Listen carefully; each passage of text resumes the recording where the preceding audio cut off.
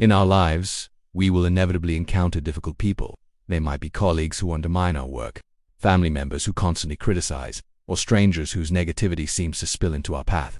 Reacting with anger, frustration, or resentment is a natural first impulse. We feel wronged, misunderstood, and our peace is disturbed. We might spend hours, even days, replaying conversations in our minds, imagining what we should have said, feeling the sting of their words or actions all over again. But the Stoics offer us a different path, a more resilient and tranquil way to navigate these encounters.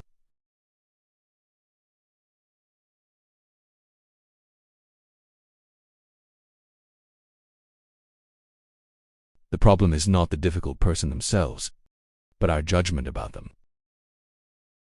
Epictetus, a former slave who became one of the most revered Stoic philosophers, said, "People are not disturbed by things, but by the views they take of them." This is a profound shift in perspective.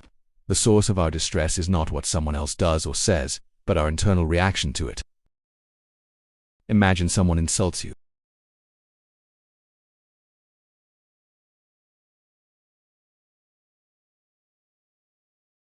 When you decide that it has diminished your worth, but your worth is not determined by the opinions of others. It is inherent. When you internalize this, the words of others lose their ability to wound you. You can observe them, acknowledge them, and let them pass without allowing them to disrupt your tranquility. The Stoic Emperor Marcus Aurelius wrote for himself a daily reminder: when you wake up in the morning, tell yourself, the people I deal with today will be meddling, ungrateful, arrogant, dishonest, jealous, and surly. They are like this because they can't tell good from evil. This wasn't an exercise in pessimism. It was a preparation. By anticipating that he would encounter difficult people, he armed himself against being surprised or angered by their behavior. He understood that their actions stemmed from their own ignorance, their own internal struggles, not from a personal vendetta against him.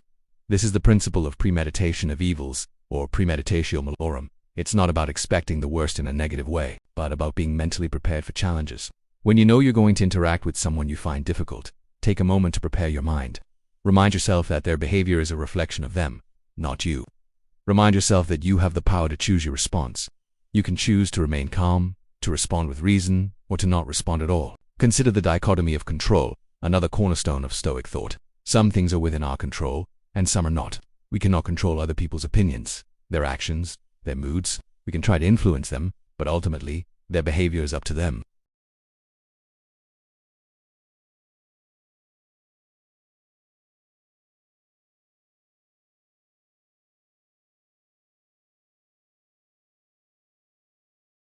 Instead, focus your energy where it matters, on your own inner state.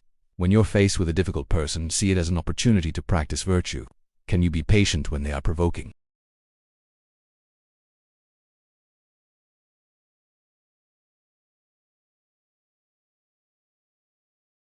They are a sparring partner for your character. They give you the chance to strengthen your resilience, your compassion, and yourself. This doesn't mean you should be a passive doormat. The Stoics were not passive. They were men of action. Emperors, senators, generals.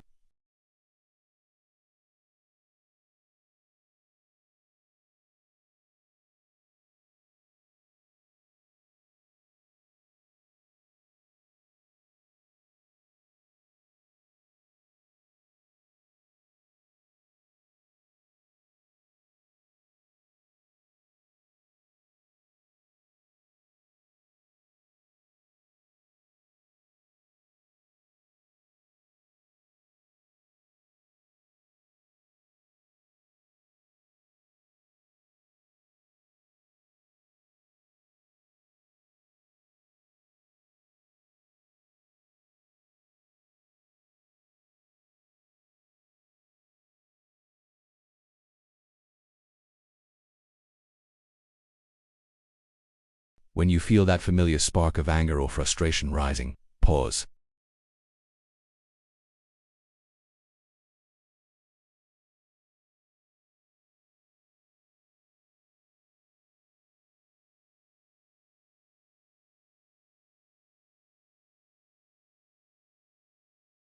Patience.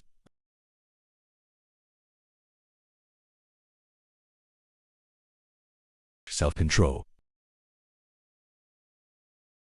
You transform it from a source of stress into an opportunity for growth. You take back your power.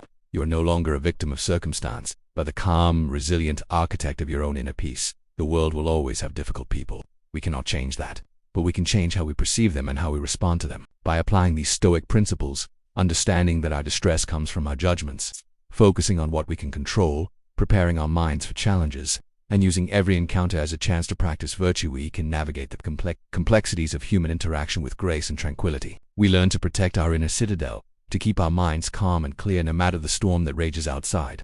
This is the path to a stronger, more peaceful, and more resilient life.